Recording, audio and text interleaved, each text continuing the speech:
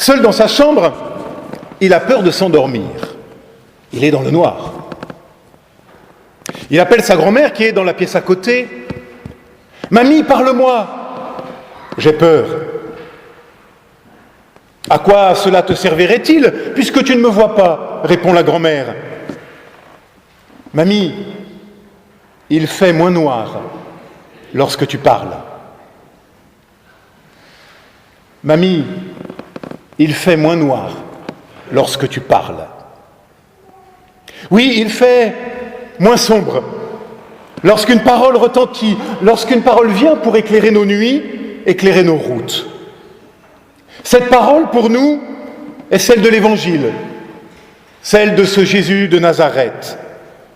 Elle retentit dans nos vies pour qu'il fasse moins sombre, et c'est cette parole que nous avons voulu faire retentir pour Maxime il y a quelques minutes. Car il faut le reconnaître, parfois vivre, c'est pas si facile. Il y a les deuils, les maladies, les séparations, les trahisons, les échecs. Et puis il nous arrive aussi de nous empêtrer nous-mêmes dans les pièges de l'orgueil, de l'envie, de la jalousie. À l'image de nos disciples dans ce passage d'évangile que nous venons d'entendre. Surprenant évangile, qui nous présente les disciples comme de pâles bouffons, obsédés par une seule question: qui sera le chef?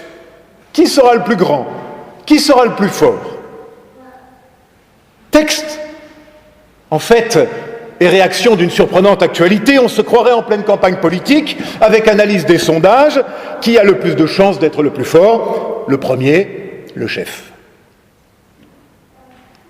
Comme depuis toujours, comme chacun d'entre nous d'ailleurs.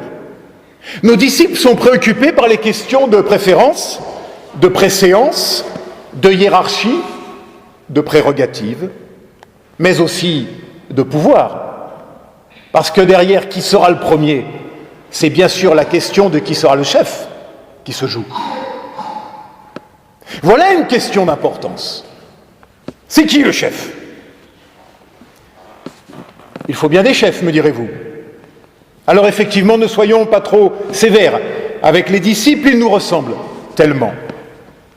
Car leur préoccupation, qui sera le premier, est bien dans la logique de notre humaine condition. Compétition, mérite, faire ses preuves, avoir de la valeur. Et n'est-ce pas aussi la soif de reconnaissance qui nous hante tous? Autant de choses qui d'ailleurs ne sont pas en elles-mêmes forcément négatives. Mais le problème, c'est qu'elles risquent de nous emprisonner, de nous condamner alors à passer notre vie à nous dresser sur la pointe des pieds, alors que nous savons bien, au fond de nous-mêmes, que nous ne serons jamais à la hauteur. Survient alors une parole qui vient nous libérer de cette obsession, une parole qui survient pour nous rappeler que lorsque nous sommes perdus, lorsque nous avons l'impression d'être écrasés par cette tyrannie de l'ego, eh bien, une autre manière d'être est possible. Et la réponse du Maître, c'est de nous donner pour modèle un enfant. Car l'Évangile ne vient pas classer les priorités, les bonnes et les mauvaises raisons, ne vient pas privilégier je ne sais quelle valeur contre d'autres. L'Évangile s'en vient renverser toutes nos logiques pour mieux nous en libérer. L'Évangile s'en vient inverser toutes nos logiques pour mieux nous en libérer. Nous ne le mesurons sûrement pas assez. Ces paroles de Jésus qui placent en modèle un enfant nous semblent si belles, si romantiques d'apparence, eh bien, sont peut-être parmi les textes, les récits du Nouveau Testament les plus subversifs, les plus difficiles pour nous à accepter, car cela vient nous prendre à contre-pied de toutes nos valeurs. Mais monsieur le pasteur, me direz-vous, un enfant, c'est évident, c'est ce qu'il y a de plus innocent, de plus pur. N'est-ce pas cela que le Maître nous donne en exemple? Eh bien, laissez-moi vous dire que je ne crois pas un instant à cette explication. Car l'enfant n'est ni pire, ni meilleur que vous et que moi. L'enfant n'est qu'un adulte en devenir, un composé, comme vous, comme moi, du pire et du meilleur. Je crois que là, nous faisons fausse piste, et il n'est qu'à se souvenir des cours de récréation, même dans le primaire et même à la maternelle, pour nous souvenir que l'enfant est capable d'envie, de jalousie, de violence, d'égoïsme, bien sûr, mais aussi de générosité. Nous faisons fausse piste. Alors revenons à notre question. Qu'est-ce que l'enfant en ces temps-là? Eh bien, en ces temps-là, pas encore question d'enfant roi, ni d'enfant prescripteur d'achat. Certainement pas. L'enfant, c'était, il y a 2000 ans, le serviteur de tous. C'était la petite bonne à tout faire de la maison. Corvée d'eau, corvée de bois, garder les bêtes, veiller sur le feu, etc. Et en grec, la langue du Nouveau Testament, c'est d'ailleurs le même mot que l'on peut traduire par enfant ou par serviteur. Le même mot. Alors, mes amis, l'enfant représente en fait tout le contraire de ce que notre culture occidentale place au cœur de ses valeurs les plus fondamentales. L'enfant n'est ni rentable, ni performant, ni puissant, ni savant. Il n'est pas fort. Il est fragile. Il est dépendant. Il est serviteur. Et l'évangile de ce matin nous dit, vous n'avez rien compris. Ne cherchez pas à rentrer dans la logique de la reconnaissance, de la performance, de l'ego nombriliste. L'évangile de ce matin nous dit, arrête de te dresser sur la pointe des pieds, tu risques de te faire mal. Il n'existe qu'une seule recette, redevenez des enfants. C'est-à-dire des hommes et des femmes qui acceptent d'être fragiles, vulnérables et dépendants, interdépendants les uns des autres.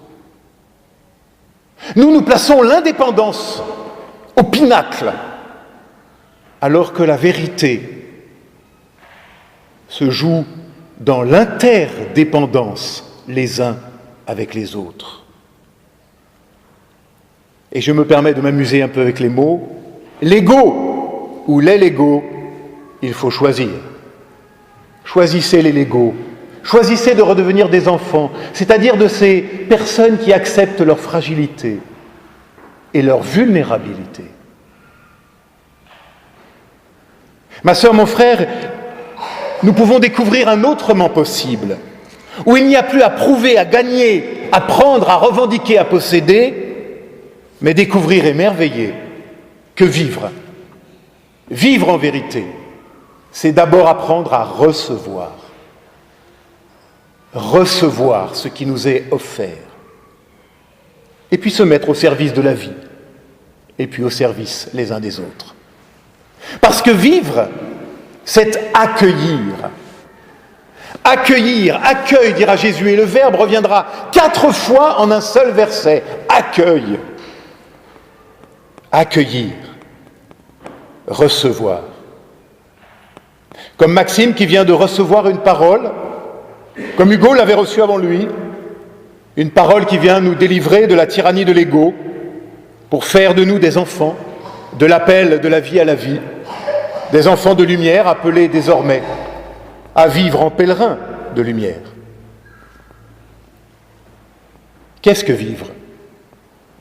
Vivre, ce n'est pas d'abord désirer, convoiter, posséder, non. Vivre, c'est accueillir. Car oui, la vie, cela se reçoit, comme l'amour, comme la lumière, comme le soleil, La vie, cela s'accueille, cela toujours se reçoit. Et puis ça se partage. Et c'est là que nous pouvons devenir serviteurs. Non des valets soumis, mais serviteurs de la vie, témoins de la lumière. Et c'est en fait une vraie révolution, un total changement de regard qui nous est proposé.